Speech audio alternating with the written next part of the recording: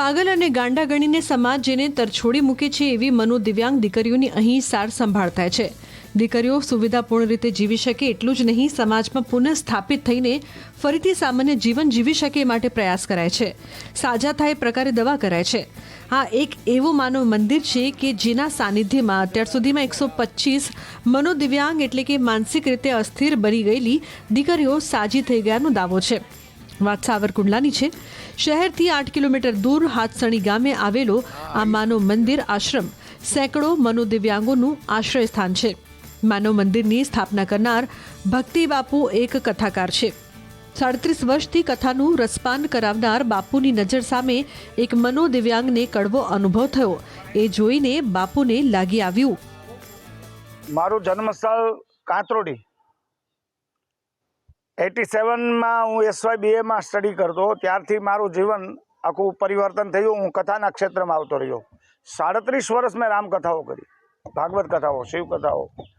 એ સમય દરમિયાન એકવાર કથામાં એક મનોરોગી આવીને આગળ બેસી ગયો, જેને આયોજકો સ્વયંસેવકો દ્વારા ત્યાંથી ઊભો કરવાનો પ્રયત્ન કર્યો। એટલે એ મેં જોયું તો મેં એને કીધું કે ભાઈ એને બેસવા દો ને, તમને શું નડે છે? એટલે મને એ લોકો એમ કીધું કે ભાઈ ગાંડો છે। મેં કીધું ગાંડો છે તો માણસ તો છે ને, અને એ શાંતિથી બેઠો છે, તમને ડિસ્ટર્બ કરતો નથી, મને ડિસ્ટર્બ કરતો નથી, તો એને બેસવા દો ને। પણ એ લોકો મારું ન માન્યા। મને કે અહીંયા VIP માણસો બેસવાના છે। હવે એ VIP માટે થઈને આ શાંત બેઠેલા માણસને જ્યારે બહાર કાઢ્યો ત્યારે મારા અંતરાત્માને ખૂબ દુઃખ થયું। મને એમ થયું કે આ દુનિયામાં માણસ હાજો હારો હોય, ઉપયોગમાં આવે ત્યાં સુધી એ સમાજ ગણે છે। આનું કોણ? આપણે આના માટે વિચારવું જોઈએ। પણ મારી પાસે કોઈ એવડી હેસિયત તો નહોતી કે હું કરી શકું। 3-4 વર્ષ સુધી અમે વિચાર્યું કે યુટિલિટી ગાડી લઈને જ્યાં મનોરોગી હોય ત્યાં નવડાવીએ, ખવડાવીએ, કપડાં બદલી દઈએ, બાલદાઢી કરીએ। પણ પાછો વિચાર આવ્યો કે એવું કરવાથી એના જીવનમાં કોઈ પરિવર્તન નહીં થાય। એના કરતાં એમ એક કામ કરીએ, એનું જ ઘર બનાવીએ। એમાંથી આ માનવ મંદિરનું વિચાર બીજ રોપાયેલું। ભક્તિરામ બાપુએ કહ્યું કે અત્યાર સુધીમાં 125 દીકરીઓ સ્વસ્થ થઈ ગઈ છે, જ્યારે 55 જેટલી દીકરીઓ એ દિશામાં આગળ વધી રહી છે। એટલું જ નહીં, 5 દીકરીઓએ તો લગ્ન કરીને અને એક દીકરીએ નિકાહ કરીને નવજીવન શરૂ કર્યું છે। કેટલીક દીકરીઓ સગર્ભા હોય એવી અવસ્થામાં આશ્રમમાં આવે છે।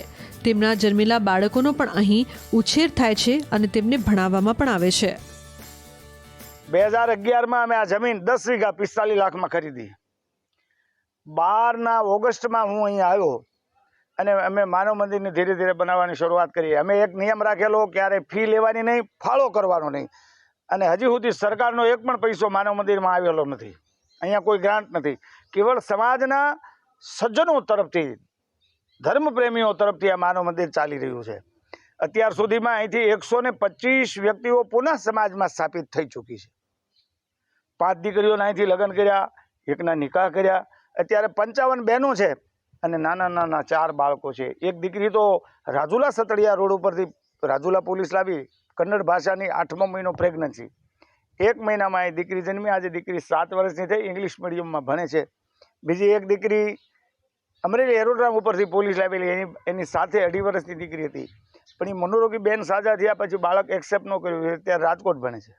બીજો એક છોકરો છે, એ અહીંયા હાથસણી ગામમાં ભણવા જાય છે। ત્યાં ગઈ સાલ 1.5 વર્ષ પહેલાં દાતરડી ગામમાંથી એક મા દીકરી, જેની મા મનોરોગી છે, દીકરી 1.5 વર્ષની હશે અંદાજે, એને પોલીસ લઈ આવી। આજે 1.5 વર્ષે અહીંયા બોલતા શીખી ગઈ, દોડવા માંડી છે। એના પતિ, એના પિતા બધા મળી ચૂક્યા, પણ કોઈ લેવા તૈયાર નથી।